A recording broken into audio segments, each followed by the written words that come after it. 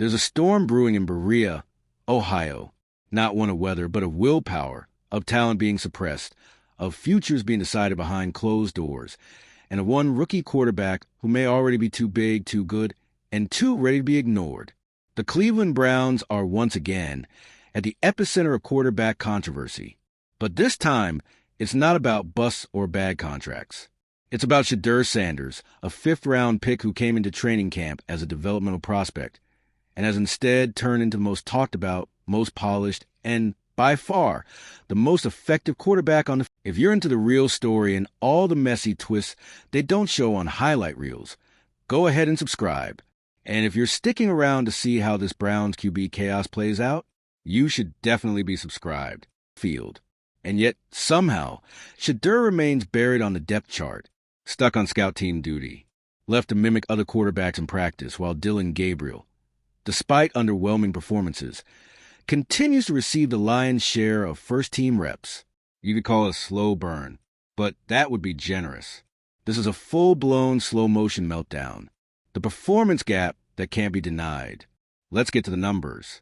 Because Shedeur isn't just looking good. He's putting up clinic tape through 2 weeks of camp. 89.7% completion rate. 17 consecutive completions during team drills. 0 interceptions. Multiple red zone touchdowns. Total command against the first-team defense, while throwing to second-string receivers. Meanwhile, Gabriel struggles with accuracy, a growing list of missed throws, intermittent mechanical issues, lack of timing with top receivers, no commanding presence in the huddle, and yet he's still the one running with the starters. Make it make sense. The locker room's boiling point. NFL locker rooms are built on a foundation of merit. You perform, you play. Simple. But when politics start to outweigh performance, that foundation cracks. And right now, there's cracking happening in Cleveland. Multiple players, veterans, mind you, have reportedly begun speaking out within the facility. Quietly, carefully, but firmly. We know who the guy is, one defensive starter reportedly said. They're wasting his reps, said another, referencing Shedeur's placement on the scout team. It's hard to buy into competition when the best player doesn't move up, one offensive lineman told a teammate privately. This isn't your typical rookie grumbling. This is systemic unrest. Teammates are watching Sanders dominate every rep and still get treated like a background actor. And they're not okay with it. The private breaking point. According to sources close to the team, Shedeur recently had a closed-door meeting with team leadership, expressing growing frustration, not just with his own role, but with what he sees as an institutional unwillingness to adapt. And he didn't sugarcoat it. I came here to compete, not to be hidden. Those were the words, calm, not bitter, measured, but firm. There were no ultimatums, no shouting, no diva energy, just a cold, hard truth. He's being wasted. Because what do you say to a quarterback who is outperforming everyone in camp and still being treated like a clipboard holder? Eventually you stop talking and you start leaving. Stfansky's control obsession. So why is Shedeur still sidelined? That answer lies with Kevin Stfansky, a coach who is known for his structure, his processes, and his trust in long-term development timelines. It's not that Stfansky dislikes Shedeur. It's that Shedeur doesn't fit the timeline. Stfansky had a plan. Gabriel would come in, develop behind veterans like Pickett or Flacco, and take over in a controlled environment sometime next season. Shedeur? He was supposed to be the long shot, a future option, maybe a 2-year project. But plans don't matter when the game starts. And Stefanski's refusal to acknowledge that Sanders has completely outgrown his assigned role is turning into a PR nightmare. He wants control. He wants predictability. But Shedeur Sanders is none of those things. He's spontaneous, electric, unfiltered, and exactly what Cleveland has needed at quarterback for years, which makes Stfansky's stubbornness feel less like leadership and more like sabotage. A front office torn in two. Behind the scenes, it's even messier. Ownership, particularly Jimmy Haslam, reportedly sees Sanders as the franchise's future star. The analytics team, which backed his fifth-round selection as a high upside value pick, now sees him as a starting quality QB, based on internal grading.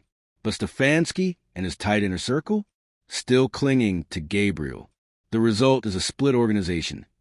Upstairs wants to build around Shedeur, while the sideline insists on sticking to the script. This isn't just about football anymore. It's a power struggle.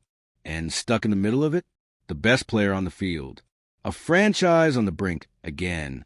For a team that's already bungled high-profile quarterbacks, from Baker Mayfield's messy exit to the volatile Deshaun Watson saga, the thought of losing Shedeur Sanders before he even gets a chance should be terrifying. And yet, they're on the brink of doing just that. This isn't hyperbole. It's not fan overreaction. This is a real, measurable risk. Because Sanders isn't just good, he's known. He has a platform, a brand, a voice. If this continues, it won't be long before national outlets pick up the story. Before fans start booing in preseason. Before the whispers of a trade request turn into reality. Imagine this headline. Browns lose rising star QB after mishandling training camp battle. And suddenly, it's not just a missed opportunity. It's a black mark on a franchise that cannot afford another one. The players are watching, and so are other teams. Here's the thing teams often forget. Players talk. Across locker rooms. Across divisions. Across the league. And if Cleveland botches this, it won't just be Sanders walking away. It'll be a signal to free agents, veterans, and even rookies. Cleveland doesn't play the best guy. Cleveland plays politics. That kind of reputation sticks. And while the Browns try to hold the team together with locker room speeches and practice reps, the rest of the NFL will be quietly preparing trade packages. Because if Shedeur becomes available, even suggests he wants out, there will be 31 phones ringing. And none of them will ask why he's available. They'll already know. Shedeur Sanders didn't come to Cleveland for a slow build. He came to compete. And now, after 2 weeks of proving he's the best quarterback on the field, he's been relegated to mimicking other teams' offenses on the scout squad. It's insulting. It's illogical. And worst of all, it's predictable. Because this is the Browns, a team that still, somehow, doesn't know what to do with a quarterback who's too good to wait. But if they're not careful, they won't have to figure it out. Shedeur might solve the problem for them. This isn't about talent anymore. It's about trust, about belief, about how an NFL organization responds when everything it thought it knew gets disrupted by someone who wasn't supposed to win, but did. And right now, Shedeur Sanders is winning, not just on the field, but in the locker room, in the film room, and more importantly, in the eyes of the players who are tired of wasting years on developmental timelines that lead nowhere. The locker room isn't buying the lie. Here's the thing you can't fake in the NFL: respect. It doesn't come from draft status. It doesn't come from coaches. It doesn't come from media hype. It comes from the way a quarterback moves through chaos, keeps his teammates calm, and executes, rep after rep. Shedeur is doing all of that. But despite lighting up the first-team defense in drills, leading clean scoring drives with the second-string unit, and outperforming Gabriel in every meaningful category, he's still being asked to run plays designed for backup tight ends and practice squad receivers. Scout team, like he's a walk-on. The problem? His teammates are watching this happen in real time, and it's breaking the illusion that camp is a competition. When players know who the better guy is, but leadership pretends not to see it. That's how locker rooms start splitting. And from what's being murmured behind the scenes, the split is already happening. One side sees Shedeur as the future and the best chance to win now. The other is clinging to a preseason plan that stopped making sense 2 weeks ago. Gabriel's confidence is fading. Let's talk about Dillon Gabriel for a moment. This isn't a personal hit piece. The kid is talented. He's working hard. He came in with a plan of his own to learn the offense, earn the job, and grow into a starter over time. The issue is time ran out fast. The moment Shedeur Sanders hit the practice field, everything changed. Gabriel was no longer the rookie getting eased into a system. He was the guy on borrowed time, trying to keep up with a quarterback who doesn't play like a rookie. It's not his fault that Shedeur is that good, but the pressure is mounting and it's showing. Coaches are still giving Gabriel the benefit of the doubt, trying to smooth out his mechanics and force the scheme to fit his timing. But the gap is only growing wider. More missed reads, more stalled drives, More sideline stares after another rep goes sideways. And through it all, Sanders just waits quietly, arms crossed, helmet on, watching the chaos unfold, like he already knows what's coming. The conversation that changed everything. According to team insiders, a key moment came after a recent scrimmage when Sanders approached a member of the coaching staff privately. It wasn't dramatic. No shouting. No threats. Just one direct question. Why am I here if I'm not allowed to compete? It wasn't said with frustration. It was said with clarity. That's when the coaching staff reportedly realized they're running out of time to fix this narrative. Because Shedeur's not playing games anymore. He's done being polite about being the future. He's ready to be the present. And if that can't happen in Cleveland, he's going to find somewhere it can. The franchise filter. This is what dysfunction looks like. This isn't new territory for the Browns. In fact, this kind of crisis might be the most on-brand thing this franchise could experience. Go back and look. Baker Mayfield's up-and-down tenure. Deshaun Watson's high-stakes acquisition and its lasting impact. Johnny Manziel's off-field collapse. Even the odd cases of Colt McCoy and Brady Quinn. They all share one common thread. The Browns never seem to know what to do with a quarterback. And now, somehow, they've managed to take a rare, organically built, high IQ leader with star potential and relegate him to scout team distraction status because it doesn't fit their developmental spreadsheet. It's not just malpractice. It's franchise-level self-sabotage. The ownership disconnect. Meanwhile, Jimmy Haslam reportedly sees Shedeur as more than just a breakout camp star. He sees him as a marketable face of the franchise. A player who could finally give Cleveland what it's lacked for decades, relevance and results. Ownership wants to shine. The spotlight, the return on investment, and most importantly, the wins. They know what the fans want. They've seen the jersey sales, the camp turnout, the social media metrics. They're watching as Shedeur highlights rack up millions of views. They know this kid isn't just good. He's valuable. So when the coaching staff keeps deferring to Dylan Gabriel out of habit or pride or fear of upsetting the order, they're not just ignoring a quarterback. They're risking the brand. And in 2025, where quarterbacks are the brand, that might be the worst misstep of all. Where does Shedeur go from here? Let's say this continues. Let's say Sanders stays buried on the depth chart. Let's say the Browns continue to roll out Gabriel despite every indication that Shedeur is the one elevating the offense. There are only a few ways this ends. 1, the public goes nuclear. It starts with fans, then the beat reporters, then the national shows. You'll start hearing Shedeur's name in trade rumors, then in think pieces about the NFL's next breakout star wasting away. Eventually, the pressure becomes unbearable. 2, Sanders requests a trade. Quietly at first, through the right channels. But word always gets out. And once other teams know there's discontent, they'll line up, all 31 of them. 3, Stfansky is forced to blink. Maybe mid-preseason. Maybe after a particularly bad game. The pressure cooker finally explodes. Stfansky can't defend it anymore. And Sanders gets the start he's earned. Only now it's under duress with everything on the line. For the locker room splits for good. Players lose trust in leadership. Some start checking out. Others become vocal. Leaders clash. And just like that, Cleveland goes from playoff hopeful to imploding story of the year. None of those paths are good. And all of them are avoidable if someone in power has the courage to do the obvious, the reality they refuse to face. Here's what's so wild about all of this. Cleveland has the answer sitting right in front of them. They drafted him. They watched him. They graded him. They saw what he was capable of. And he's exceeding expectations. Every practice. Every day. So why is this even a debate? When a player wins a locker room, the reps, the metrics, and the momentum, you don't wait. You move. And right now, Shedeur Sanders has won everything except the title. Because that decision is still being gatekept by a coaching staff unwilling to admit they might have been wrong. Not about Shedeur, but about the plan. And if they keep clinging to the plan, they're going to lose the player. And possibly the team. It's not just a football problem anymore. It's a credibility crisis. Because when your best player keeps outperforming expectations, and you still bury him beneath the depth chart, that sends a message.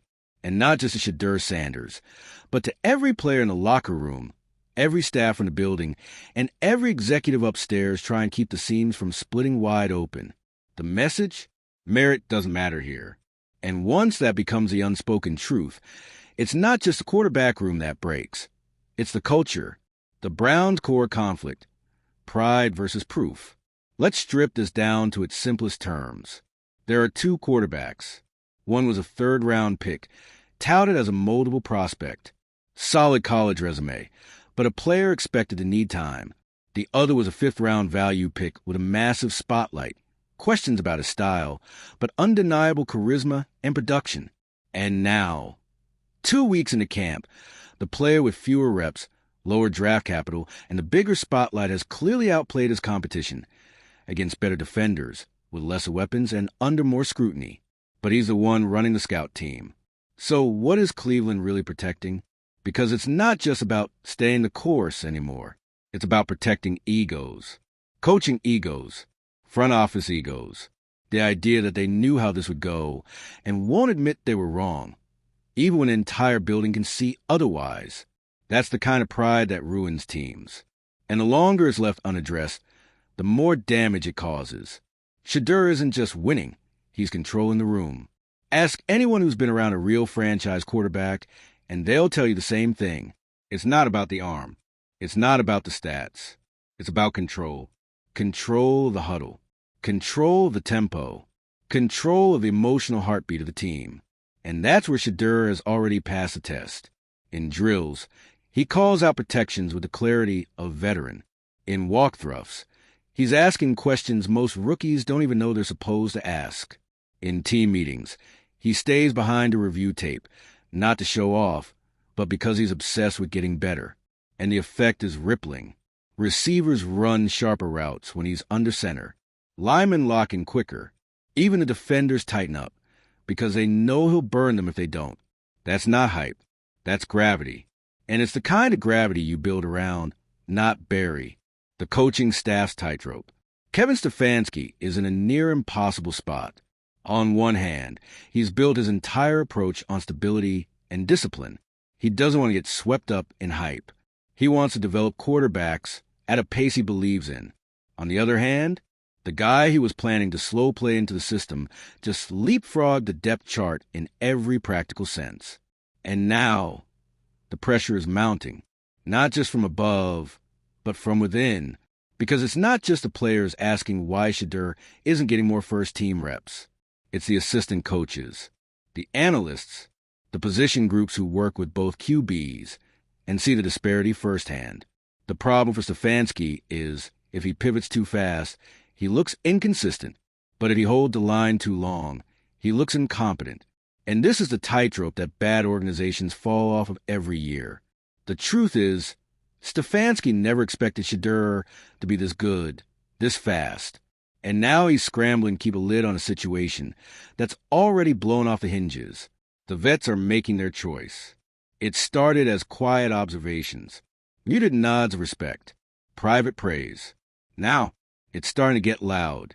Players like Jerry Jeudy, David Njoku, and even Nick Chubb, who rarely speak out on internal dynamics, are reportedly praising Shedeur's calm, his command, and his fire. And in the defensive room, word is spreading. Myles Garrett is already on record acknowledging Shedeur's field vision. Others have commented on his ability to recognize blitz packages before the snap. It's one thing for rookies to make plays. It's another when pro bowlers start admitting you're difficult to defend. And when that happens, the team follows. Not the coaches, not the staff, the players. And if this continues, the locker room will be united behind Shedeur long before the coaches are. Cleveland's reputation hangs in the balance. The Browns are no strangers to scrutiny. But what makes this situation so uniquely dangerous is what it represents. It's not a simple roster battle. It's not just about playing time. It's about what kind of team the Browns want to be. A team that rewards performance, or a team that protects its prior assumptions. Because make no mistake, If Shedeur ends up buried, overlooked, or traded simply because he disrupted the schedule, Cleveland's reputation takes a hit that won't go away for years. Players won't forget. Free agents will take note. And young quarterbacks, those future rookies the Browns may one day want draft, will look at this story and say, "Why would I go there?" You don't just lose a player. You lose the trust of the entire league. The trade winds are picking up. Shedeur isn't dumb. He's hyper-aware of how these things go. He's lived around the league his whole life. His father's an NFL Hall of Famer. His inner circle is tight, informed, and strategic. So when he quietly began expressing frustration last week, it wasn't an emotional flare-up. It was the start of a process that could lead to a trade request, or a back-channel conversation, or an off-season decision to seek opportunities elsewhere if the path in Cleveland stays blocked. And let's be honest, teams are already circling. The Saints, the Falcons, the Seahawks, maybe even the Patriots. Anywhere that's looking for a young, hungry, headline-ready leader with the game to back it up. All they need is one text, one slip, one hint that Cleveland's fumbled the bag. And Shedeur Sanders? He'll be gone. What comes next? If Cleveland wants to avoid disaster, they need to act fast, not just with words, but with reps. Start giving Shedeur meaningful time with the first team. Start integrating him into live game packages. Start giving him the benefit of the doubt that he's already earned. Because the longer the charade continues, the louder the backlash becomes. This is a player who walks like a starter, talks like a starter, plays like a starter, and yet is being held hostage by a system that doesn't know how to handle excellence that wasn't pre-approved. It's not just infuriating. It's embarrassing. And soon, it may be irreversible. What the Browns do next will say more about the organization than any win-loss record this season. Because this isn't about Shedeur Sanders anymore. It's about whether Cleveland is finally ready to become a team that doesn't just collect talent, but trusts it.